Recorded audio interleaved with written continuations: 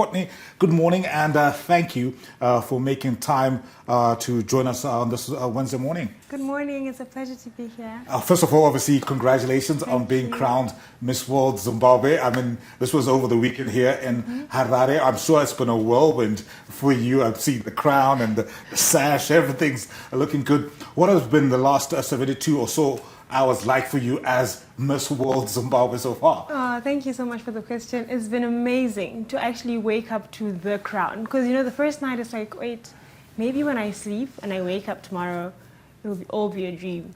And you wake up the next morning, you're like, wait, it's real, you know? So it's been so surreal, it's been amazing. And I've actually started interacting with my team. I'm working with them and you're planning things. So it's so exciting. The next couple of months are going to be so action-packed and impactful, and I can't wait for them. All right, between me and you, are you sleeping with the crown? She didn't switch off the camera, so I can't say anything. We'll talk about it, but obviously, let's go back to the weekend and obviously the Miss World Zimbabwe event that was held.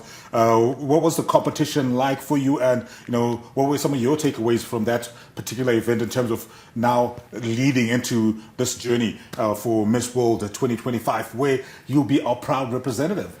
The competition, to be honest, was very stiff. If you look at the caliber of ladies I was competing with, some of them actually have crowns before. They have competed internationally before, so they knew what they were doing. So being crowned for me was just one of those divine moments where it was just God made it possible, because I won't even say I had something that was too special, because all of the ladies that were there were really extremely deserving, you know. So that has really been what the competition was like for me. And looking back, obviously you say it all right, you don't feel like you had something outstanding, but at what moment did you start thinking, you know what, I could actually win this? Top 3. When you made the top 3? When I made top 3, I was like, wait, this is it. It's about to happen. But then you realize the people I was standing with in top 3, I'm like, oh, God has got to pull his biggest card right now, you know, for destiny to just unveil itself. And that's exactly what happened. And let's talk about your journey through to modeling. We were speaking off air before we came on live, and you were telling me you're still studying. You're at the Manikalan State University. Yes. Maybe just share with us what you're studying and how that's sort of feeding into your journey now into modeling and everything that you're trying to do as we go to the Miss World pageant for 2025. All right. So I'm currently studying my bachelor's degree in chemical and processing engineering. I'm now in my 5th year, and I'm excited because it's my final year. And then it has helped me to become a better Miss World, because as a chemical engineer, you learn to optimize systems. And that's part of what I'm doing as my project. Right now, I'm mainly focusing on mental health. That's what my advocacy is. But I'm taking the optimization to a point where I realize that we've been doing so many advocacies in that regard, right? But there's some twinkly little things that are being missed out, and that's where I want to come in, and that's where I feel like my engineering degree is going to come through and help, you know, just optimize what has been done before to just make sure it's slightly different, and I've put a different touch to it. Take, for instance, in my advocacy, I'm not just speaking, I'm coming in with a framework that I call a sanctuary framework, of which the sanctuary framework is an abbreviation of 9 crucial aspects of community that can be harnessed to improve our mental health. So this framework is good because we can implement it across different variations of spaces. So you don't necessarily have to use it maybe in one university. You can take it across, because I'm mainly focusing on the youth right now. You can take it to youth centers, it will apply. You can take it to universities, it will apply. So that's the optimization that I've come up with when it comes to advocacy with regards to mental health. Beauty with brains. I like that. Process optimization. Yes. And I want to talk about that as well, as in terms of, obviously you talked about you being in your 5th year studying chemical engineering and processing at Manikalan State University. How are you going to balance that with your duties now as Zimbabwe's representatives for the Miss World pageant? It will be a bit more challenging because it's an extra weight, but I've managed before. Last year I was Miss Earth Zimbabwe, and I managed to represent the country in Vietnam. I managed to place top 20. I was still a student, and I managed to balance. And I think this year, with more experience, I'll do even better.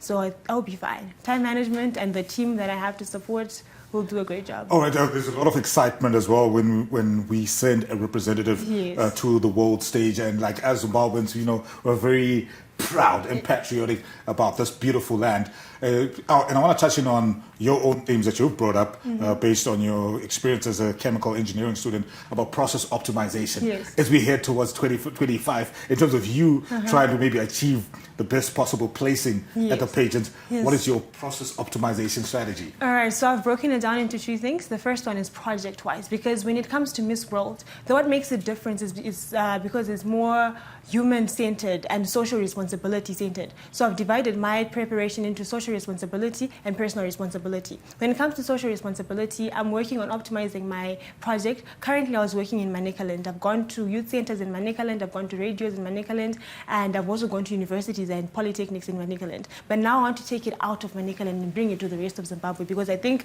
we have managed to create a strategy that works, and now we should take it to Mashonaland, Harare province, Manica, Midlands, and all the other provinces that we've got in Zimbabwe. That way we can optimize and increase our impact, because it's something that is necessary, especially in this generation, for our youth. That's one. And when it comes to personal responsibility, I'm working on looking at my strengths, making sure that they're as strong as possible. My weaknesses, improving them, and making sure that they're as best as they possibly can be. Oh, wonderful. Like, I'm very encouraged. Seems like you have a plan and a strategy, and I hope you can get the necessary support that you need. Yes. You did mention your team as you work towards 2025. So I want to talk about Miss World Zimbabwe and the support that you've been getting, obviously, in the build up to this past weekend's pageant, and as you go towards that. And maybe just tie in, you didn't mention that you're very big on mental health advocacy. Yes. What are some of the things that you're hoping being Miss World Zimbabwe will allow for you to do in terms of that space of mental health advocacy? The main thing I'm going to do is make sure that I've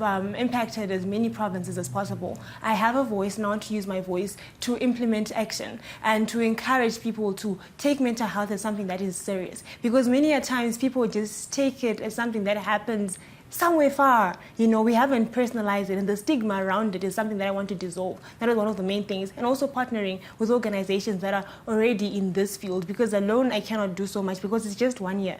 Organizations that have already been in this space can help me to increase my impact numbers, and that's one of the things that I'm going to do. The other thing is also just using my social media platform. I've already created a social media platform for this advocacy in particular. It's called sanctuary.zw. It's already there on Instagram, where I've got information on what it means, the statistics on mental health in different regards, and how we can actually take actionable steps as individuals and institutions to implement the strategy to help our mental health for this generation and our youth. All right, and maybe just a recap of that, because I think that's a very important aspect, that mental health. Maybe if you can just share those social media handles once again for people who want to just follow what you're doing in that space. All right, so for my mental health social project, it's sanctuary.zw,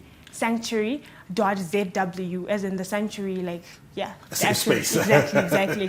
Because I really believe in creating therapeutic communities for a better Zimbabwe and a better youth. All right, I'm really encouraged, and I'm wishing you all the best in your journey as Miss World Zimbabwe. Just maybe as we sign off, your message to other young girls out there who may be trying to navigate that world, modeling and education, all that. What are your words of advice, if we can just cap it off with that? All right, so my words of advice are you learn to follow your dreams. Follow them and chase them. And as you're doing that, be sure to put in the hard work, because without hard work, nothing will materialize. Konapo, ipapo, ba ZTN Prime, DSTV channel 294, the place to be.